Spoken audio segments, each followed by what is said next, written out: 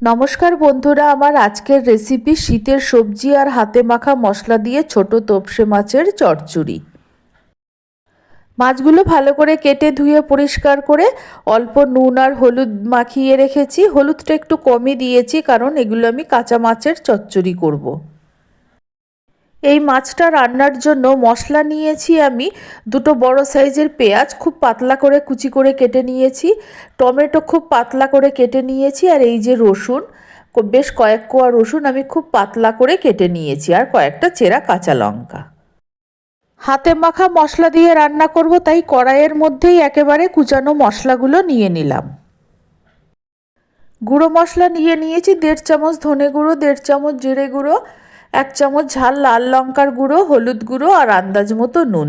এই মশলাগুলোও আমি কড়াইয়ের মধ্যে দিয়ে দিলাম। এবার 2 চামচের মতো সর্ষের তেল দিয়ে দিলাম। এই রান্নায় একটু তেল বেশি দিলে ভালো হয়, কিন্তু আমি একটু কম তেলেই রান্নাটা করব। মশলাটাকে হাত দিয়ে মেখে যতটা নরম করে নেবে, হাতে মাখা মশলার স্বাদ ততটা বেশি হবে। আর এই কড়াইতেই রান্না করব, সেই জন্য কড়াইয়ের মধ্যেই মশলাটাকে হাত দিয়ে চটকে খুব ভালো মতো মেখে নিচ্ছি। মশলাটা ভালো মতো নরম হতে হবে। আমি কিছু শীতের সবজি নিয়েছি, তোমরা সবজি ছাড়াও রান্নাটা করতে পারো। শিম নিয়েছি, মূলো লম্বা লম্বা করে কেটে নিয়েছি, আলুও মূলোর মতো লম্বা লম্বা করে কেটে নিয়েছি। এই রান্নাটায় বেগুন দিলে আর একটু ভালো হয়, কিন্তু আজ আমার কাছে বেগুন ছিল না, তাই বেগুন ছাড়াই করলাম। সবজিগুলোও কড়াইয়ের মধ্যে নিয়েছি, নিয়ে মশলার সঙ্গে ভালো মতো সবজিগুলো মেখে নেব। সবজিগুলোর গায়ে যাতে মশলাটা ভালো মতো লাগে সেটা খেয়াল রাখতে হবে। সবজি আর মশলা ভালো মতো মাখা হয়ে গেছে। এবার আমি একটা ছোট গ্লাসের 1 গ্লাস জল দিয়ে দিচ্ছি। খুব বেশি জল লাগবে না, এই রান্নাটা শুকনো হবে, সবজিগুলো সেদ্ধ হওয়ার মতোই জল দেব। কড়াইটা গ্যাসের ওপর বসিয়ে গ্যাসটা ধরিয়ে দিলাম। সবজিগুলো যখন অর্ধেক সিদ্ধ হয়ে যাবে তখন মাছটা দেব। এবার একটা ঢাকা দিয়ে দিলাম মিনিট 5-এর জন্য। 5-6 মিনিট হয়ে গেছে, ঢাকনাটা তুলে নিচ্ছি। সবজিগুলো প্রায় অর্ধেক সিদ্ধ হয়ে গেছে। কষানো ছাড়াও এই রান্নাটা খুব সুন্দর হয়। সবজিগুলো সিদ্ধ হতে যতটুকু বাকি আছে মাছের সঙ্গে বাকিটা সিদ্ধ হয়ে যাবে।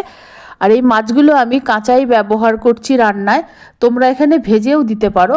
তোপসে মাছগুলো ছোট বলে আমি আর ভাজিনি। মাছগুলো আমি ঝোলের ওপর বিছিয়ে দিচ্ছি। মাছগুলো অনেকবার আমি খুব ভালো করে ধুয়েছি, তাও এত রং লেগে থাকে মাছের গায়ে, এখনও রং লেগে রয়েছে।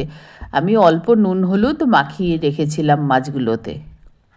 যে কোনো ছোটো মাছের হাতে মাখা মশলা দিয়ে চচ্চড়ি কাঁচা মাছেই বেশি ভালো হয়। তোপসে মাছগুলো খুব নরম, তাই মাছগুলো দেওয়ার সঙ্গে সঙ্গেই আমি একবার নেড়ে দিচ্ছি, পরে আর নাড়বো না, নাহলে মাছগুলো ভেঙে যাবে। ভালো মতো নেড়ে দিয়েছি, আবার মিনিট 5-এর জন্য মিডিয়াম ফ্লেমে ঢাকা দিয়ে দিলাম। 5-6 মিনিট হয়ে গেছে, মাছ আর সবজি ভালো মতো সিদ্ধ হয়ে গেছে, নুন ঝাল সবই ঠিক আছে। এবার আমি এতটা জল রাখবো না, আর একটু শুকনো করে নেব।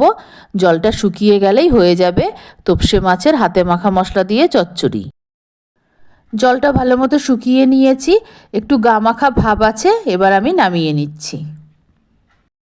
ভিডিওটা একটা লাইক দিয়ে দেখার অনুরোধ রইল। আমার এই রান্না ভালো লাগলে আমার চ্যানেলকে সাবস্ক্রাইব করার, লাইক করার, শেয়ার করার অনুরোধ রইল। আর আমার নতুন পুরনো সকল বন্ধুদের আন্তরিক ধন্যবাদ ও ভালোবাসা জানিয়ে আমি আমার ভিডিও শেষ করছি। সকলকে অনেক অনেক ধন্যবাদ।